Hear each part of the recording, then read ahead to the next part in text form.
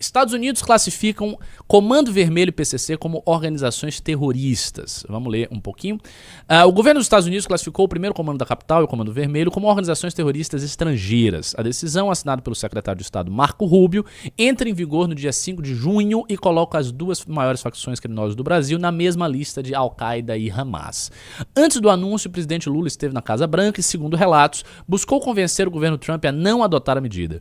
O senador Flávio Bolsonaro também se reuniu com Rubio em Washington e pediu formalmente a classificação. A decisão foi comemorada pela oposição como uma derrota diplomática do governo federal. O promotor Lincoln Gakia, do GAECO, alertou que a nova designação pode dificultar a cooperação policial entre Brasil e Estados Unidos, com as facções classificadas como terroristas. As investigações americanas saem do âmbito do FBI e da DEA e passam para a CIA, tornando as informações tratadas como material de inteligência sigiloso. O governo brasileiro também manifesta preocupação com possíveis sanções financeiras a bancos e empresas com vínculos, ainda que involuntários, com as organizações, e com a possibilidade de ações americanas em solo brasileiro sem anuência formal de Brasília. E eu acho que a parte mais importante da notícia é este final, sem anuência formal de Brasília. Enquanto eu vou fazer minha análise, procura aí, operador, o que nós temos como manifestações dos bolsonaristas contra a posição do MBL. Falando que o MBL estava a favor do CV, a favor do PCC, coisa desse tipo. Tem várias posições. Bom, esse é um assunto que está aí na boca do povo.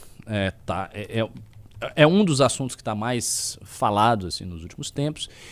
E qual é a análise real sobre isso? A análise complexa, sem simplificações.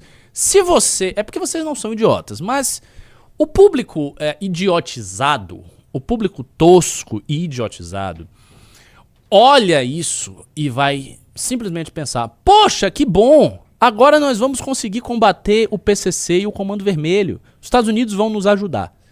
Isso é a típica análise do Bobson de QI 83. Por que essa análise é estúpida? Por vários fatores. O primeiro fator: os Estados Unidos não têm uma preocupação com a segurança do Brasil. Nenhuma potência na posição dos Estados Unidos vai se esforçar por garantir a segurança de um outro país simplesmente porque ele gosta do país. Então, obviamente, os Estados Unidos têm interesse nisso.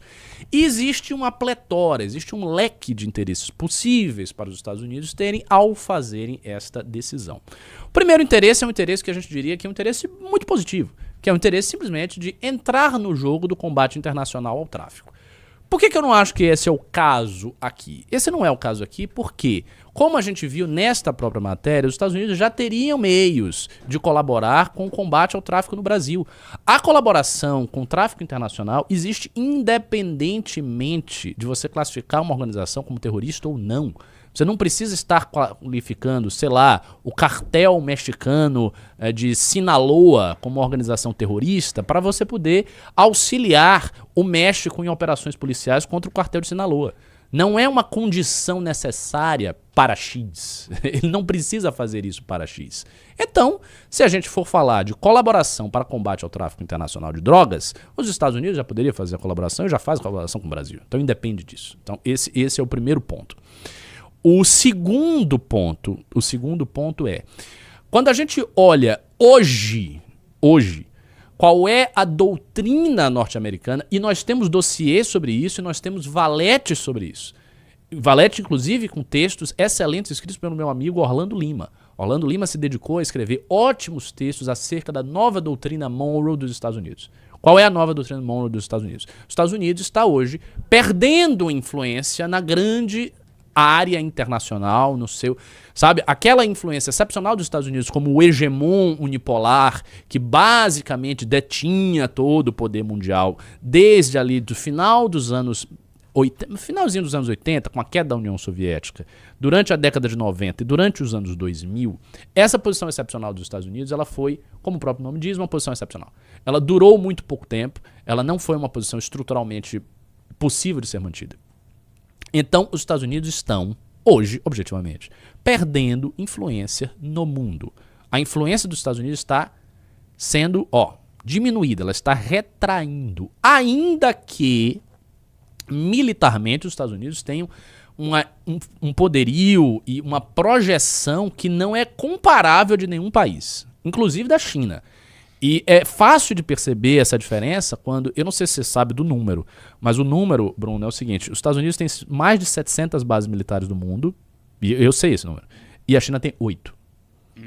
Então é uma diferença de 100 vezes mais. É uma projeção em termos de base militar de 100 vezes mais a primeira potência em relação à segunda. É muito maior, muito maior. E os Estados Unidos têm uma quantidade enorme de bases no Pacífico, no Japão, em áreas associadas ao Japão, tem uma enorme quantidade de bases na Europa, tem uma grande quantidade de bases no Oriente Médio. Estas bases que foram duramente atacadas pelo Irã, agora com a guerra dos Estados Unidos e do Irã, e com uma certa retração do poderio norte-americano no Oriente Médio, que já está acontecendo, mas eu não vou entrar nesse tema. Eu adoro esse tema, eu conheço bem mesmo, porque eu fico acompanhando o noticiário, mas isso está rolando. Então os Estados Unidos estão num processo de restrição da sua capacidade de projeção militar e diplomática no mundo. Uma vez que você tem um país que está em restrição, este país ele é forçado pela lógica das relações internacionais a se concentrar no seu continente, que é o continente americano, que é o nosso continente. Os Estados Unidos está na nossa aqui, está em cima, né? Então, isso significa que quando os Estados Unidos qualificam duas organizações como terroristas, ele está basicamente dizendo o seguinte, as organizações que estão funcionando no seu país, você, Brasil, não conseguiu combatê-las. Portanto, nós, Estados Unidos, estamos qualificando como terroristas para que nós as combatamos conforme nós queiramos. E isto pode sim significar operações militares no seu solo sem a sua anuência. Quando os Estados Unidos fizeram o sequestro brilhante do ponto de vista militar do Nicolás Maduro, qual foi a justificativa? Vocês se lembram de qual foi a justificativa? A justificativa foi que Maduro era o chefe de uma organização terrorista. Qual organização terrorista? Era a organização terrorista do cartel, se eu não me engano, era o cartel de... Putz, tinha um nome, porque eu tô confundindo agora grupo de Puebla com cartel de Puebla. Procure aí, qual era o nome do cartel El Soles... Era alguma coisa, tá me fugindo, se vocês tiverem o nome na ponta da língua, mas era um cartel que, segundo os Estados Unidos, Maduro era o chefe. Inclusive, sinceramente, Cartel de los Soles. Isso, exatamente, Cartel de los Soles. Então, supostamente, porque eu nem acho que era de fato, o Maduro era o chefe do Cartel de los Soles. E em função disso, não, Sinaloa é no México, em função disso, Los Soles, exatamente, Los Soles, em função disso eles podiam intervir na soberania venezuelana, derrubar o presidente lá e sequestrá-lo, e, enfim, mudar o governo. E eles fizeram um regime change na Venezuela de tal maneira, Los Soles, exatamente, de tal maneira que eles interviram ali, baseando-se na lógica internacional do combate ao terrorismo que está, obviamente, integrado à estratégia norte-americana de projeção do seu poder no continente americano. Isso é real. Isso não é o PT que está falando. É importante ter em vista isso. Não é o PT que está fingindo. O PT está dizendo qualquer bosta aí pra... Não, o PT está correto disso aí. Existe uma lógica norte-americana de poder invadir soberanias alheias baseando-se em leis sobre terrorismo e na classificação de certas organizações como terroristas. Então, isto é real. Isto é real. E por isso que a análise do Bobson de QI 83... Será que não é 42? Tá ligado? Sei lá. Vai que é, né? De QI 42, de QI 50, de QI de chimpanzé, seja lá o que. Este cidadão, o arquétipo do direitista bobo, ele não olha isso. Ele, não tem nada a ver. Lógico que tem a ver. Então, essa é a segunda coisa. A terceira coisa, e aí entra na essência daquilo que o Renan falou corretamente.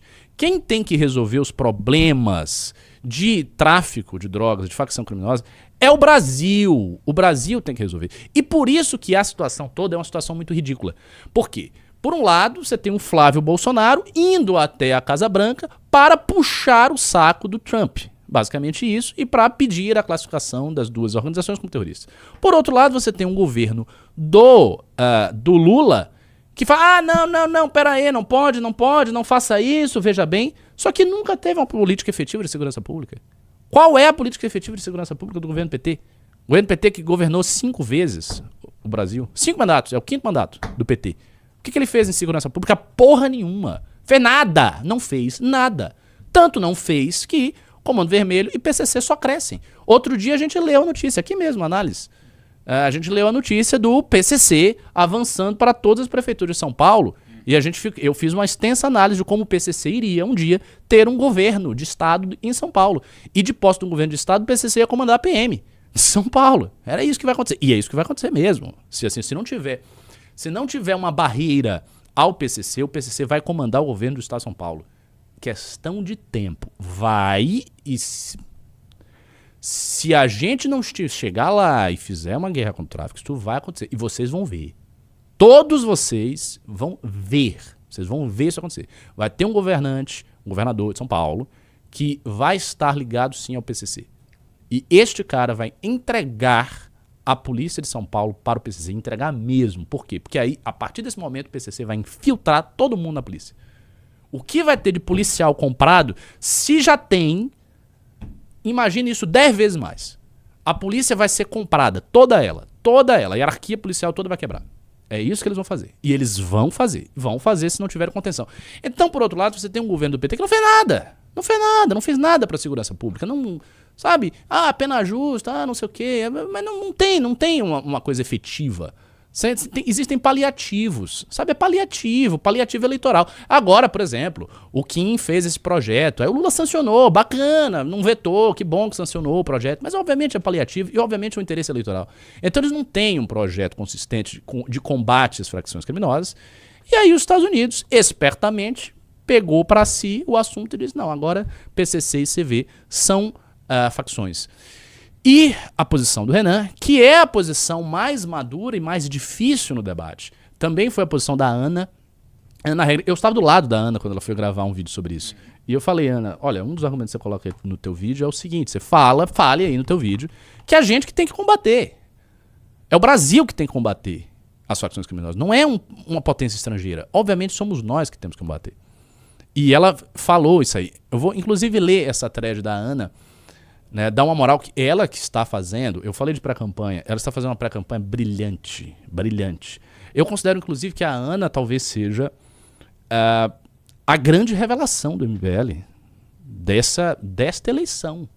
A grande revelação do que eu consigo ver, né, não estou vendo tudo, mas do que me chega, a grande revelação é a Ana. O Kim é excepcional, ele é sempre excepcional. O Renan está indo muito... lógico que ele nunca foi, mas é o Renan. Eu já esperava que ele fosse bem, né? A Ana, assim, ela está fazendo um grande trabalho de redes, um grande trabalho de gestão de equipe. Está indo muito bem no Morning, nos programas que ela faz. Assim, ela está realmente no prime, no auge, e ela escreveu essa thread aqui. É humilhante para o Brasil e os Estados Unidos classificarem as facções criminosas como organizações terroristas. O Brasil deveria cumprir com esse papel, nós deveríamos classificar essas facções como terroristas e combatê-las como se deve dentro de casa. O Brasil não tem de ser uma nação vassala dos Estados Unidos, como muitos parecem desejar. Nós nascemos para ser o coração pulsante da América Latina e devemos agir como tal. Pode passar. Não, ela não tem. Eu pensei que tinha mais coisa. Com certeza não tem, né? Então é isso. A mensagem é essa. A gente tem que resolver o problema e essa é a posição do Renan.